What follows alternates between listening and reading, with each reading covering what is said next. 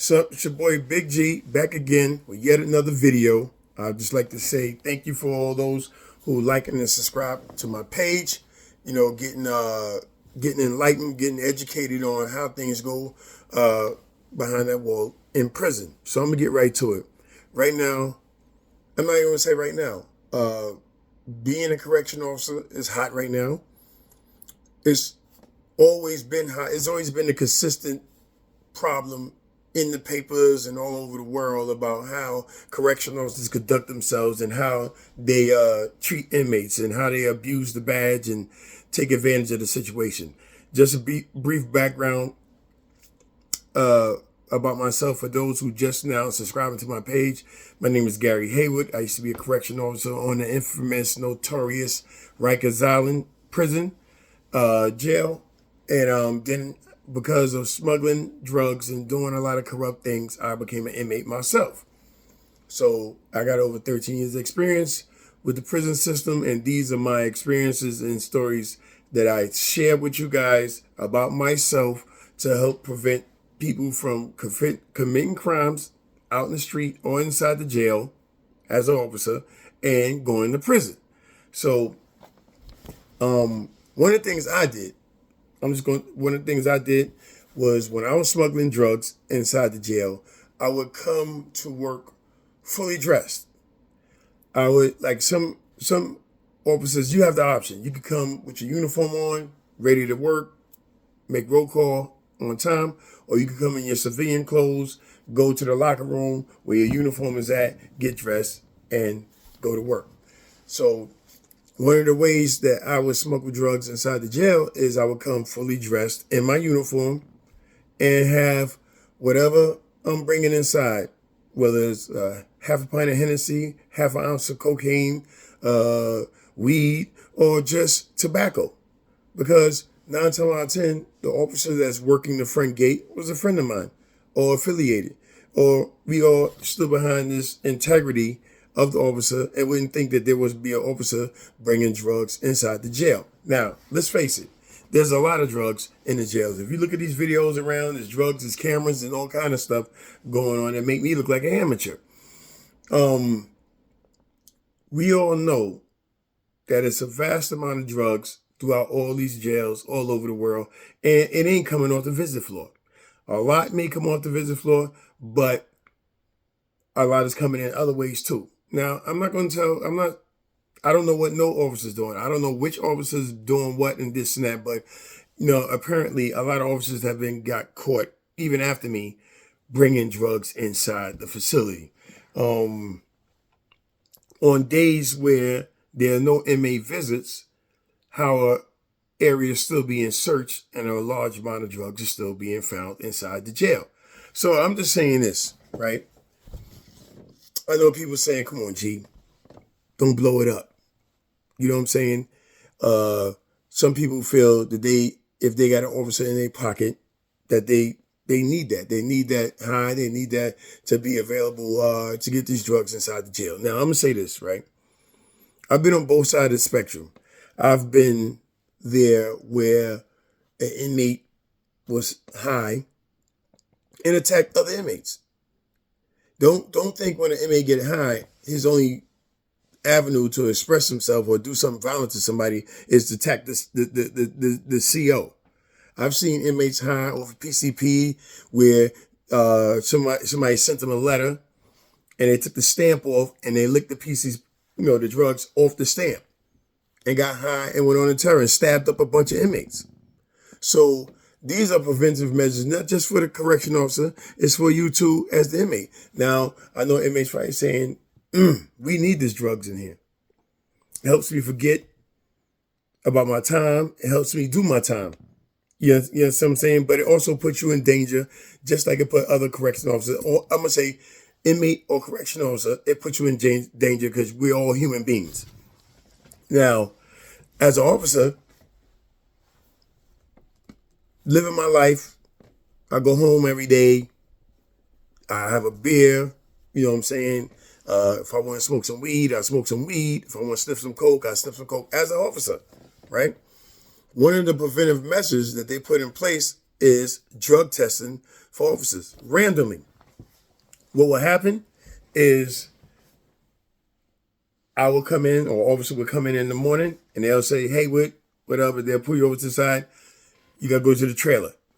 The trailer means that you're going to get drug tested. That means right there, you go to that trailer, or you go with that captain to the trailer. If you say, give me a sec, let me run down to my locker, you're getting suspended, they taking your badge.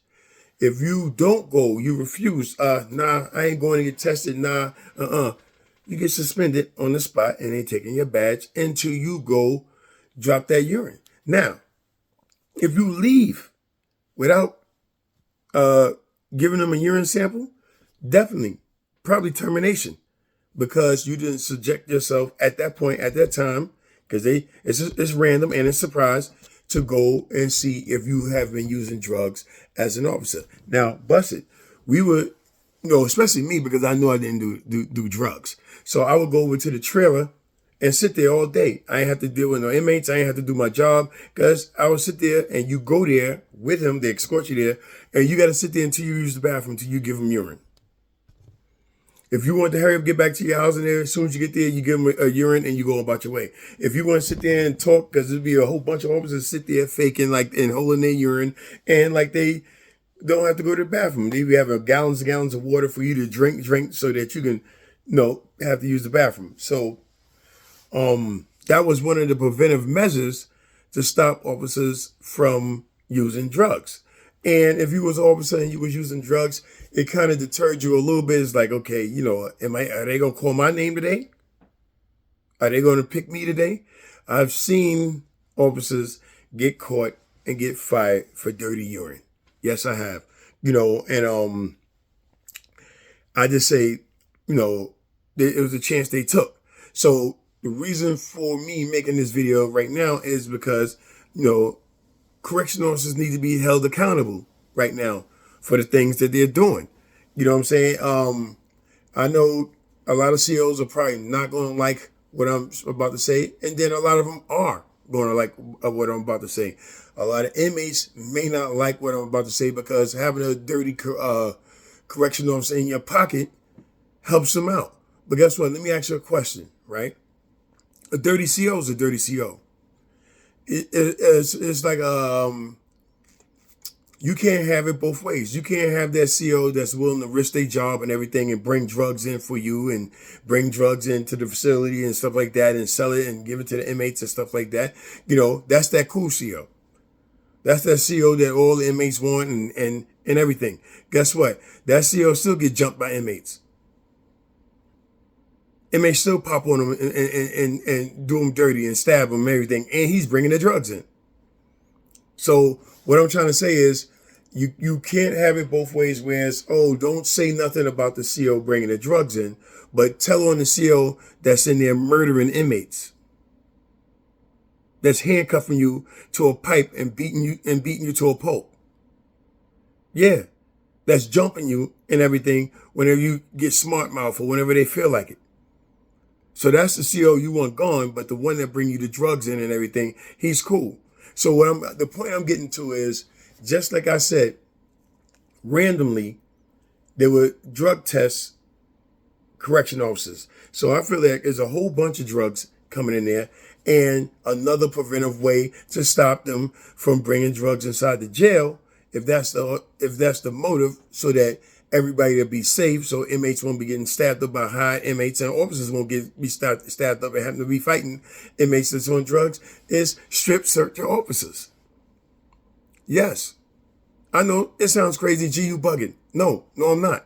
Because I did my thing, and I'm not proud of it, but I'm not going to lie to you either. You know what I'm saying? With the amount of drugs and stuff that I was able to bring in, because it was easy. It was no deterrent. So if I knew that randomly, just like they would randomly pick me, I remember one time they picked me about 7 times in 1 month to go get drug tested. I was like, huh? Because I didn't even smoke cigarettes. Now, if you test me for Hennessy, you'd have got me. But I ain't even smoke cigarettes. So when they used to send me over there, I used to sit over there all the time. I was just giving my urine because I knew I didn't do drugs. However, if I knew that any given Sunday, when I walk through there, they'll say, Haywood, step aside and escort me to an area where I would have to be strip searched just like an inmate.